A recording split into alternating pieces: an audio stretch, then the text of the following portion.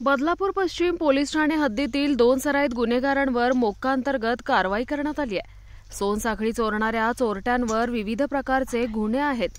सोनसाखळी पुण्यातील आरोपी तुषार ढगे आणि आकाश राजू सिंग यांच्यावर महाराष्ट्र संघटित गुन्हेगारी नियंत्रण अधिनियम अंतर्गत पूर्व मान्यता प्रस्ताव अप्पर पोलीस आयुक्त कल्याण यांच्याकडे पाठवण्यात आला होता।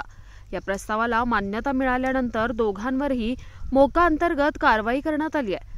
तर या प्रकरणातील पुढील तपास सहाय्यक पोलीस आयुक्त शैलेश काळे यांच्याकडे देण्यात आला असल्याची माहिती डीसीपी सचिन गोरे यांनी दिली आहे। बदलापूर वेस्ट पोलीस स्टेशन अंतर्गत संबंधित कारवाई करण्यात आलेली आहे। या अगोदर संबंधित दोन्ही आरोपितांवरती एकूण 21 गुन्हे दाखल होते। त्यामध्ये घरफोडी, साधी चोरी आणि यावेळेस आम्हाला जवळपास 6 चेन स्नॅचिंगचे गुन्हे जे आहेत ते आम्ही डिटेक्ट केले होते।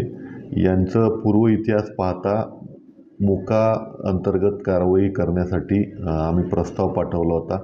माननीय वरिष्ठांनी हा प्रस्ताव जो आहे तो मान्य केलेला आहे आणि दिनांक 8/9/2025 रोजी माननीय रिजन सरांनी यामध्ये मोक्का सेक्शन लावण्यासाठी आपल्याला परवानगी दिलेली आहे।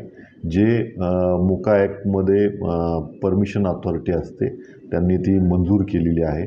काल रोजी आपण सदरचा जो गुन्हा आहे तो त्यामध्ये मोक्काची कलमे जी आहेत ती अंतर्भूत केलेली आहे। यामध्ये मोक्का कायद्याअंतर्गत तपासाचे अधिकार सहाय्यक पोलीस आयुक्तांना असल्याने संबंधित गुन्ह्याचा तपास जो आहे तो आपण अंबरनाथ ACP श्री काळे यांच्याकडं दिलेला आहे। या अगोदर जो गुन्ह्याचा तपास आहे बदलापूर वेस्टचे पोलीस निरीक्षक श्री किशोर शिंदे करत होते। त्यांच्याकडून हा तपास संबंधित जे ACP आहेत त्यांच्याकडं वर्ग करण्यात आलेला आहे।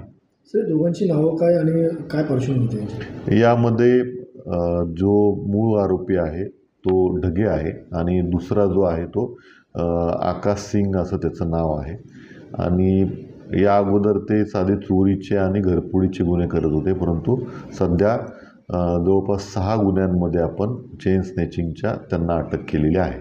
सर, अजून किती प्रस्ताव प्रलंबित आहेत मोक्यासंदर्भात किंवा मोक्यासंदर्भात? जवळपास एकूण 5 प्रस्ताव आमच्या झोनमध्ये सुरू आहेत।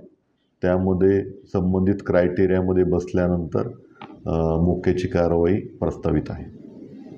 राज्य माझा न्यूज, आपल्या हक्काची डिजिटल वाहिनी।